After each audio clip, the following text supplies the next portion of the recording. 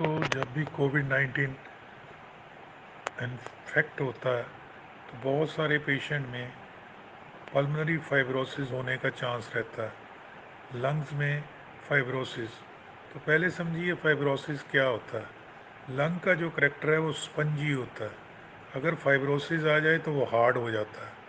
जैसे जब भी कोई चीज़ हील करती है तो वो प्राइमरी इंटेंशन, सेकेंडरी या टर्शियरी इंटेंशन से करेगी। अगर वहाँ पे फाइब्रोब्लास्ट नामक सेल आ जाते हैं कनेक्टिव टिश्यू के, तो वो फिब्रिन डिपॉजिट कर देते हैं। मगर लंग्स का एक करैक्टर है कि वो अपने आप हील करते हैं। 85% पेशेंट में ये प्रॉब्लम नहीं आती। 85% में 15% में जो प्रॉब्लम आती है उनमें से भी 85% जो है ठीक हो जाते हैं पल्मोनरी फाइब्रोसिस के इफेक्ट से, कुछ दिनों में या कुछ सालों में। ये याद रखिए कि रिव्यू जो है ज़रूर करवाइए। कई डॉक्टर अगर जब शक पड़ता है कि पल्मोनरी फाइब्रोसिस है, सांस लेने में कुछ तकलीफ़ है या फंक्शनल कैपेसिटी उतनी नहीं आ पाई जितनी पहले थी, बिफोर एंड आफ्टर, वो सीटी स्कैन करवाते हैं। तो वो स्टीरॉयड का सहारा लेते हैं, उसको फिर टेपर करते हैं या एंटी फिब्रिनलिटिक मेडिसन यूज़ करते हैं जो फिब्रिन को तोड़ती है। अब ये डिपेंड करता है कि वो पेशेंट कितने टाइम तक हॉस्पिटल में रहा, वहाँ माइल्ड रहा, मॉडरेट रहा कि सीवियर रहा। ये डिसाइड करता है वो डायबिटिक था, हाइपरटेंसिव था, क्या स्मोकिंग या दारू तो नहीं पीता था वो, और दूसरा उसने पोस्ट कोविड फेज में क्या न्यूट्रिशन लिया, अच्छी प्रोटीन्स ली, बैलेंस डाइट ली कि नहीं ली। और फिर उसका 3 महीने के बाद पीएफटी टेस्ट यानी कि फंक्शनल टेस्ट पल्मोनरी का करवाया जाता है, जिससे देखा जाता है कि उसके लंग्स पे कितना असर पड़ा।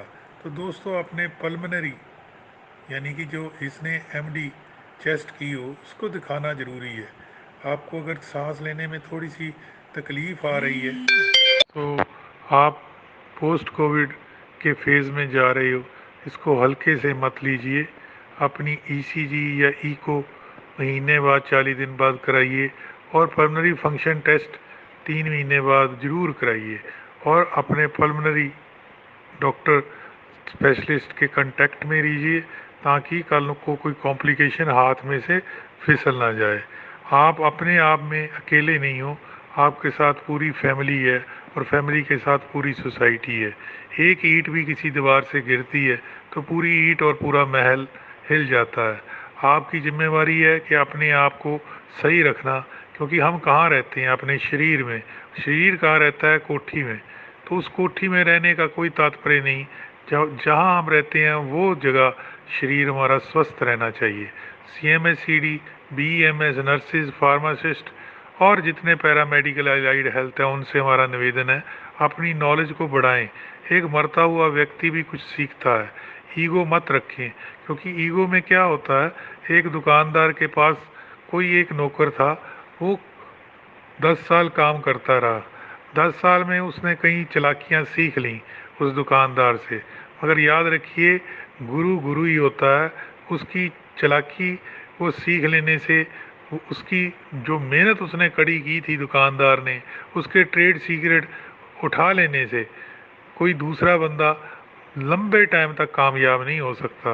बहुत सारे मैंने एम्प्लॉयर देखे हैं, उनके एम्प्लॉई ये नहीं देखते कि एम्प्लॉयर ने कितने लंबे समय तक जदोजहद की होगी।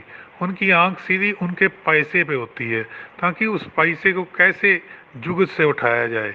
जैसे कि कोई बंदा डॉक्टर है, डॉक्टर के पास 10 दिन लगाता है और उसके पैसे पे नज़र रखता है और वो कैसे प्रिस्क्रिप्शन लिखता है उस पर रखता है। मगर जब कॉम्प्लिकेशन पड़ती है तो ऐसे अभिमन्यु धरे के धरे रह जाते हैं, फिर वो वही अर्जुन काम आता है। तो बहुत सारी मैं दुनिया में देखता हूँ नेगेटिविटी है। लोग पीठ पे वार करते हैं और पीठ पे वार करने वाला लंबे टाइम तक कामयाब नहीं होता। अगर वो अपने एम्प्लॉयर को धोखा देगा, अपने गुरु को धोखा देगा, तो एक दिन अपने बाप और माँ को भी दे देगा।